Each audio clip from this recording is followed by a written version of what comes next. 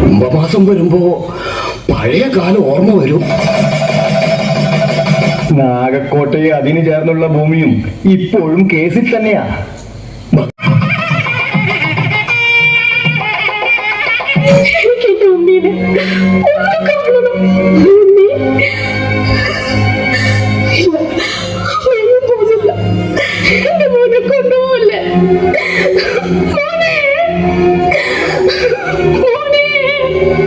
പിന്നെ കാണുന്നത് പെരുമണ്ണാനയല്ല, സാക്ഷാൽ ആയില്ലങ്കാവ് ഭഗവതിയെ.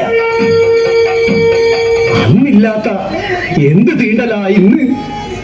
ഉത്സവം മുടക്കിയതും തർക്കം കൂടിയതും തമ്പ്രാക്കന്മാരല്ലേ? അതെ, വിശക്കുന്നതിന്റെ വയറിനോട് വറ്റിയുള്ള അയിത്തം മാത്രം അറിയുന്ന എന്റെ കുട്ടി കരയേ.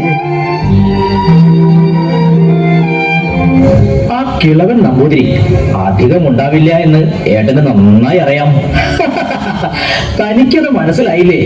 ആ കിളവൻ നമ്പൂതിരി എങ്ങാനും തട്ടിപ്പോയാൽ അങ്ങോട്ട് കൊടുത്തതും പിന്നെ കിളവന്റെ മനയും സ്വത്തും ആർക്കാ? പിന്നെ ഭർത്താവ് വാഴില്ല എന്ന് പറഞ്ഞ് സുഭദ്രയെ ഇവിടെ തന്നെ അങ്ങ് ഇരുത്താം. ഇതൊന്നും ഏട്ടൻ തമ്പുരാൻ കേൾക്കണ്ട, തല കാണില്ല. ഇതാ തമ്പുരാനെ, അങ്ങോട്ട് മാറി നിൽക്ക. ഞാൻ ഭഗവതിയാണെങ്കിൽ ഭഗവതിക്ക് ഇനി കാല് വേണ്ട. ആശാൻ കാവിൽ ഒന്ന് വരണം. ദേശത്ത് പെരുവണ്ണാനില്ലാതെ ദേവി എഴുന്നള്ളില്ല എന്നാണ് വെളിപാടുണ്ടായത്. മിച്ചപ്പാട് ഉറഞ്ഞു തുള്ളി ഇങ്ങോട്ടാ വരുന്നത്.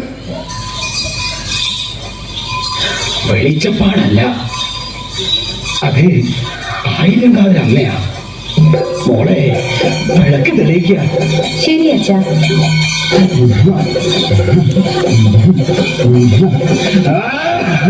കലയുള്ളൂ എന്നുള്ള ചിന്ത വേണ്ട. ഈ ഉള്ളവള് കൂടെ ഉണ്ട്. പോലെ അത് പോലെ എന്റെ കാര്യക്കാരന്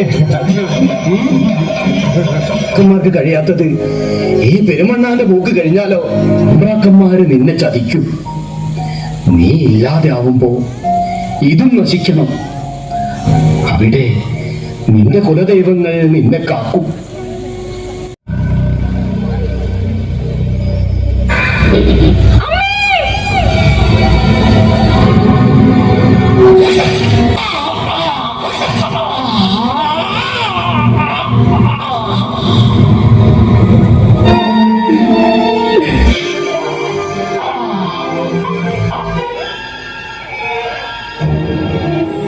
ഇനി 5ാമത്തെ ഓല കിട്ടണം. പ്രഥമ ദൃഷ്ടിയിൽ കാണുന്നവ കുന്നിക്കുറി പോലെ തോന്നാമെങ്കിലും അവ അതിരറ്റ കാത്തിരിപ്പുകളുടെ വിരാമമായിരിക്കും.